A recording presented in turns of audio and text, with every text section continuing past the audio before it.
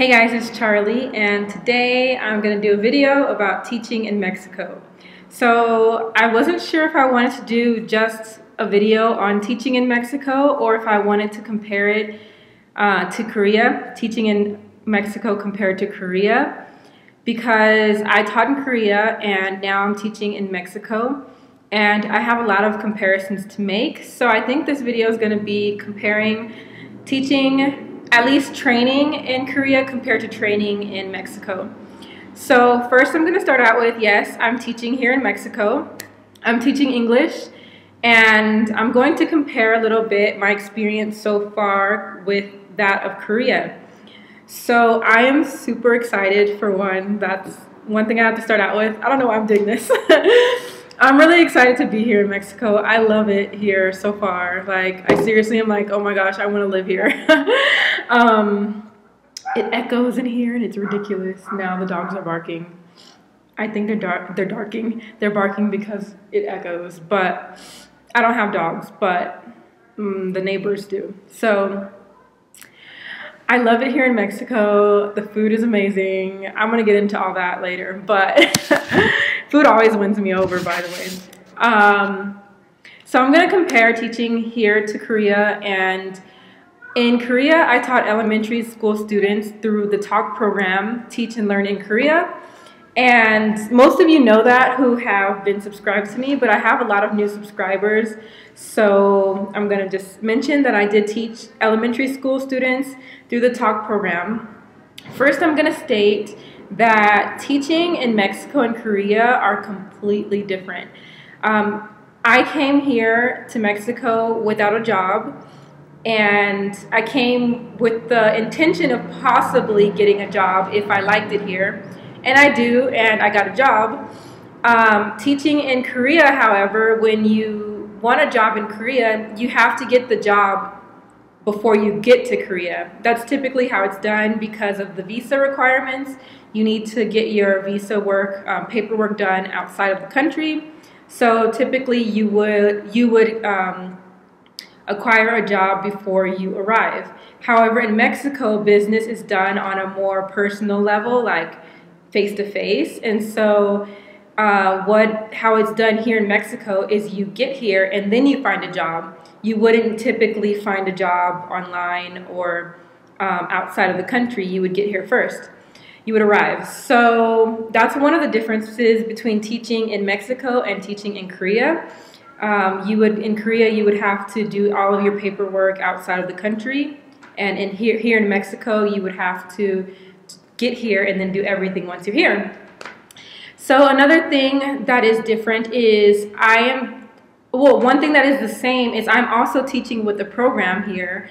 I was actually referred by my friend that I stayed with. She taught with this program, and the program's name is Interlingua.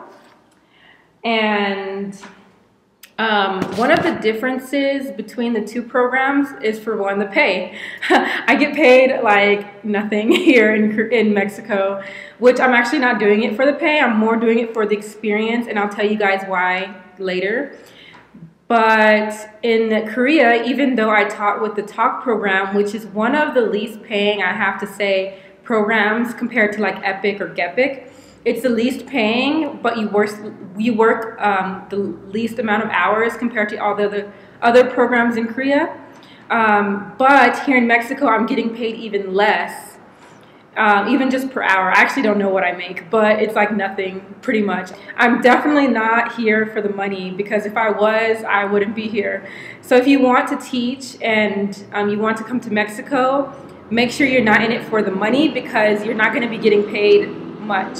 I'm doing it personally for the experience, and now get into why I'm here teaching in Mexico and why I'm excited to be teaching with this program. So my friend referred me to this program. She's Mexican, and we met in the United States when we were cheerleaders in high school. I had been telling her, oh, I'm going to come to Mexico one day and visit you, blah, blah, blah. And finally, I booked a flight. I'm here. So I didn't have any plan. I was just like, if I like it here, I'll find a job. And I applied here. This is the only place I applied to. I got the job. And the first thing that I'm going to say that is different about Interlingua compared to, for example, the talk program or any other program in Korea that I've heard of, is Interlingua actually tests their teachers. So in order to even have the interview, you have two tests that you have to take. One is a written test, not like you have to write, but you have to read the questions and choose the correct sentence or figure out what's wrong with the sentence and pick the correct answer. Another test that you have, it's like a little quiz, is a listening or an audio exam where you listen to someone say a few sentences. You have to figure out if something is wrong, if the sentence was said correctly or if it was said incorrectly. There could be like 3 different mistakes, whether it's grammar, pronunciation, or something could be wrong with the sentence the way it's said. So I really, really like that they wean out their teachers, because when I applied into the talk program, I had an interview and it lasted about 5 minutes. And they just assumed that because I'm a native speaker, I know how to speak English and I understand the grammar and I understand all of these things. They just assume that I can teach their students. When in fact, a lot of teachers go there not even knowing basic grammar or anything like that. So that was the one thing that I was really excited about teaching with Interlingua, is I could tell right off the bat that just from their interview process that they were looking for solid, qualified teachers. And so that's one thing. And the next thing is the training process. I'm like loving the training process here in Mexico. In Korea with the talk program, I trained for 1 month, but the training was more like summer camp. And while I did learn a few things, because I had already had some experience with the understanding teaching through my TESOL certificate, and I'm also a teaching major.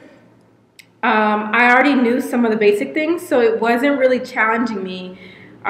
So now that I'm doing training with Interlingua, I am loving the training program. Like, they have pretty much, it's called Method, and Method is when you learn their method for teaching. And so this is our method kit, and in it we have the structure of how we're supposed to teach. That was like off, teach. We have the structure of how we're supposed to teach. And so when I was teaching in Korea, I was kind of more like a free teacher, or whatever you would say. I want to say free range. I could go wherever I wanted in the classroom. I could teach on any subject. I could pick a lesson on anything I wanted to and teach it however I wanted to. But here in Mexico, I feel like I'm being challenged to be a better teacher, because I'm actually learning a specific method, and it's kind of like acting, and I think it's really cool because I'm getting to learn a new way of teaching, and I really like the structure. I came from a place where there was no structure. I could do anything I wanted, which was nice because I could pick the topics and the activities. But now I feel like I'm actually being challenged to have a little more structure and also really understand the grammar, because some people have asked me, many people have asked me, am I going back to Korea? And I would like to go back to Korea, not anytime super soon, but I do not very soon. In the near future, but not like so near that it's like next month, I would like to go back to get a university job, which I actually kind of already am in line for one, because I made connections before I left and kind of set up where someone's like, when you get your degree and you're done and everything, come back and we'll give you a job. And so I really am loving teaching here at Interlingua in Mexico, not for the money, but more for the teaching experience and to become a better teacher, because the structure is amazing. So there could be downfalls to this structure, but pretty much what it is it's kind of like acting. And you have your script, and all you have to do is learn the format and the lines and incorporate different things into each activity or each lesson. For example, I'll show you guys. For example, this is like the beginning script for the basic class, the level 1 or level intro. And there are specific things that you have to ask in the class and specific ways to write on the board, specific ways to ask a question, specific ways to correct the students. And I am just loving, I feel like I'm learning so much with this program. So I'm not only learning like a structured manner of teaching, but I'm also learning error correction, and I'm even being challenged myself to spot grammar right away, which I wasn't challenged with because I taught elementary school students. And you know, when you teach an older level group, you start to you're asked more questions that are a little more challenging compared to what elementary school students are going to ask you.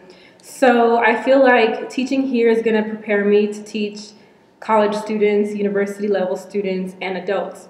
So here at Interlingua, I'm going to be teaching adults. I'll be teaching, I guess it would be around ages 16, maybe 15 to whatever age, maybe 40s, some are 40s, some are 50s, 50-year-olds taking the class. And so, yeah, the structure is amazing. And I'm going to add another video after this, and I'm going to show you me practicing in the classroom with some other people who are training, other teachers who are training, and we're trying to learn the method.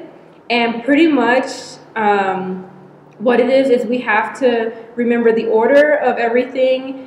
And we don't leave a lot of room for error.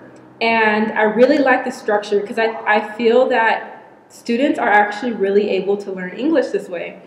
And I really I'm so excited to be teaching with this program because I'm being challenged. And a lot of people ask me, what do I need to do to become a teacher? What do I need to do to go to Korea? What do I need to do to go to Mexico? What do I need to do to travel this place?